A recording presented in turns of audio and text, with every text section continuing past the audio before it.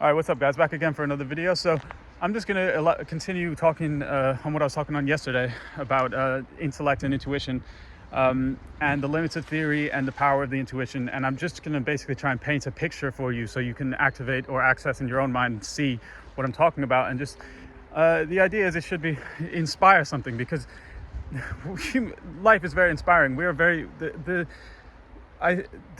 role basically that theory plays in our minds at this point is just to limit our capacity and it makes us live in ways which are totally well, at least have beliefs which are totally antithetical to the nature of our actual reality, right? And just as an example, think about every invention that's ever been made by a person. Okay, everything that we live by, that started as a thought that came to the intuition of a person, right? That thought then manifested in reality. And I think it's hilarious now. Everyone talks about manifestation, and it's this weird thing where it's like this sort of like mystical, magical thing, but it's actually just the nature of life. This is what we do. This is what our minds do, but it's done through intuition. And what I mean by intuition is the much broader field of information which we have at our disposal, which is it's not just symbols. It's not just words. It's feelings. It's a very complex understanding, but it comes in the realm of feelings. We're picking up on all this information, which we can't actually. It's very difficult to put in words, but it occurs. We get sensations that through this form of calculation that goes on at an unconscious, you could say, level, occurs to us in the form of images and visions almost, and that with the right consistency and action through time leads to forms to come into being. That we all are here and we're all bringing things into materiality. That's actually what our function is.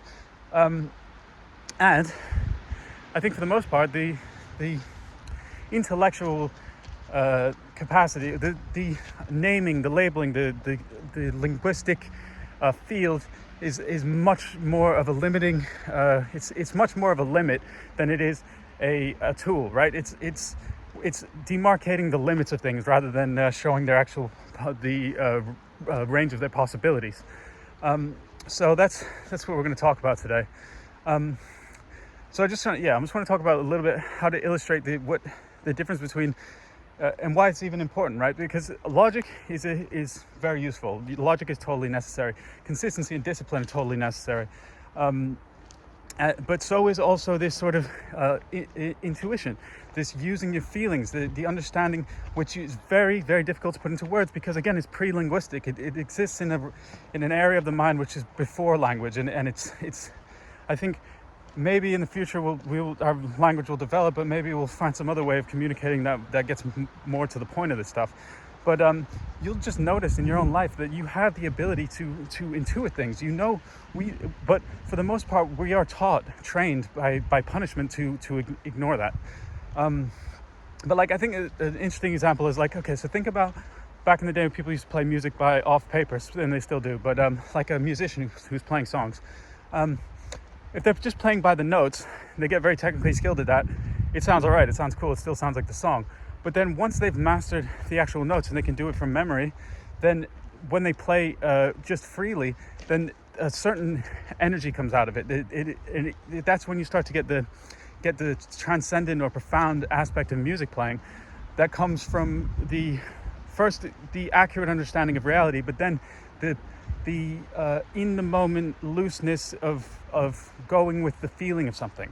And that's what the difference between living in a sort of overly logical, symbolic way to living in a more intuitive way. But also, just to talk a bit about the time factor in this, the intuition is the accumulation of every single thing that we've ever experienced, and cause and effect. We're constantly calculating cause and effect without putting it into symbols, right? The words are like the final, like, little crust around all the information that we should have going on in our minds, and they have to deal with the past. It's just by nature. That's how it works, because we go from our experiences, then we try to describe them, and we create symbols to try and convey this to someone else, or only to convey it to someone else. But the intuition is actually it's the fractal mind that deals with the future. It's there's think about it, just right now, look around you, there's so many things going on, and not only where you are right now, but the things that are to come, and the things that you're involved with, the entanglements that you have with people, and the things you need to do, and all this stuff it's all driven towards the future. And intuition actually can very well read the future, and people do, and I'm sure you do yourself. If you're watching this, you must be at some level of intellectual abilities, and you'll notice this. The only thing that stops us from really exploring these possibilities is the idea, this sort of and it comes from the authority structure in our society, the idea that this is some kind of illusion, or it's silly, or it's not real. Well, that's basically the idea, is that because of the way that we've bifurcated nature, there's this whole idea that all these things which we all experience are not real, but they're in fact that's the primary form of evidence. If you look very carefully at life, and you take a really impartial perspective towards things, right? Like the idea of what science really is the impartial observation, and then drawing of conclusions from that, then you'll see that if you have developed a certain level of concentration, then you'll see that actually the first level of information is in the realm of feelings and sensations, and there's all these various forms of sensations that extend in various different lengths of time, and into different even different forms of I don't want to say dimensions, but it's like that, and that is the case, right? And if you look at the sort of shift in philosophy that happened 100 years ago, which basically got eclipsed by the whole the Second World War. I don't know if that's going to ping me, and this video is not going to get shown to anyone, but it doesn't matter. So if you look, the realization there was the reversal of this bifurcation, right? The saying, actually, no, this isn't the case.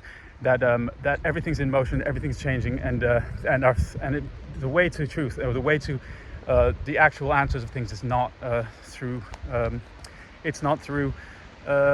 symbols, it's not through words, it's not eternal. There are tendencies that recur, that extend through time, right? And we can label those tendencies, right? But the real nature of things is more in the realm of tendencies than it is in the realm of solid material objects, or solid things that never change, right? Eternal forms. And it's a very interesting point.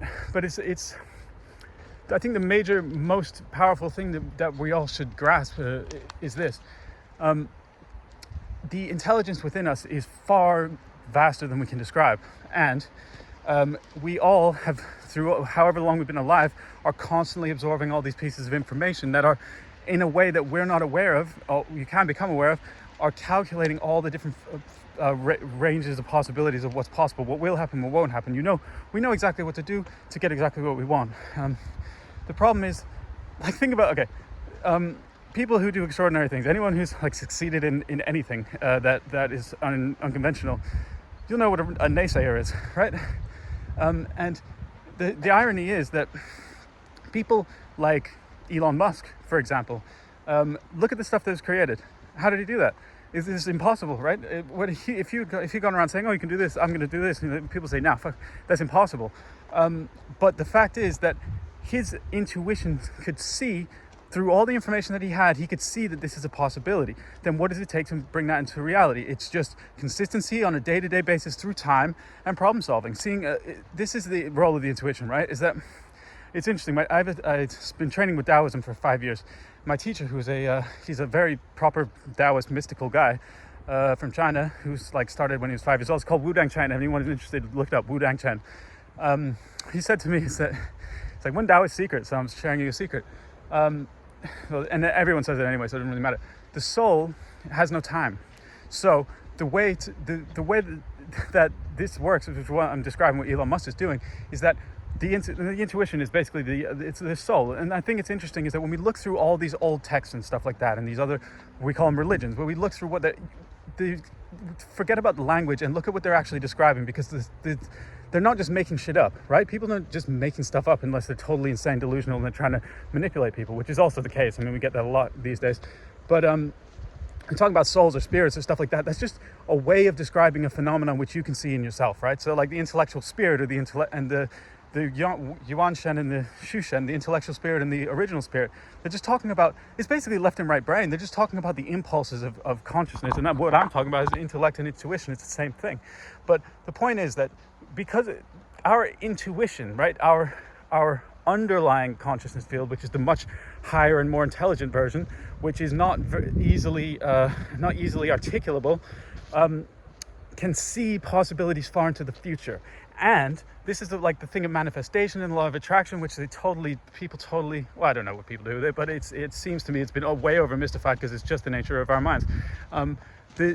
The intuition sees that, and when you have enough information, you place yourself in that position, and then your intellect goes and figures out all the pieces that are necessary to make that into a reality. That might take 10 years, but the fact is that that's what happens. And if you look at your life, if you've ever done something that's extremely difficult, that involves this sort of thing, you know it's the case. You have a moment where you're like, holy shit, I did that. But this is what happens all the time. This is what's constantly happening.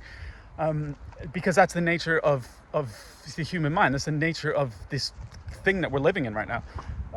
And so there's nothing magical about it. It's just a fact. But my point is that today, in the world we're in, right, there's all these issues and all this stuff in society.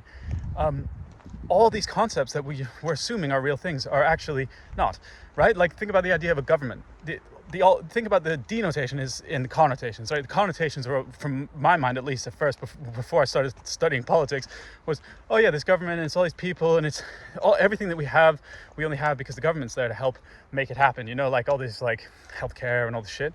But then if you take away the concept and you really observe what it is, it's just a bunch of people doing stuff. There's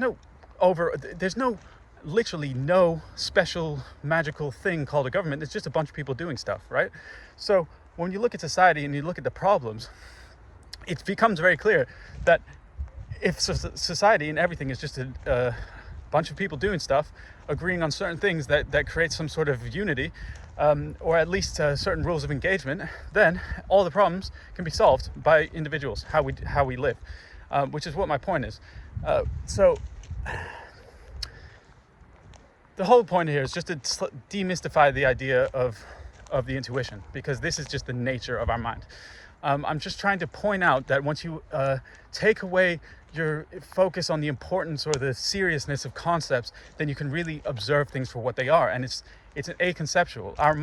The imagination is such an undermined thing. But if you train your mind to actually envision things as they are, really observe things, then you get a totally different view of reality. And also your ability to achieve things, your ability to do things, to create a life that you want is like vastly enhanced. So that's my point for today, is the bifurcation of nature. What does it do? It makes us think that concepts are the case. What does that lead to? It leads to the limiting of our behavior. It leads to the limiting of our belief in our own capacities. And it leads to, it's arguably a lot to do with authoritarian control, right? But we don't need to get into that today. So hope you guys enjoyed that. Give me a like and put some comments, and I'll see you in the next one.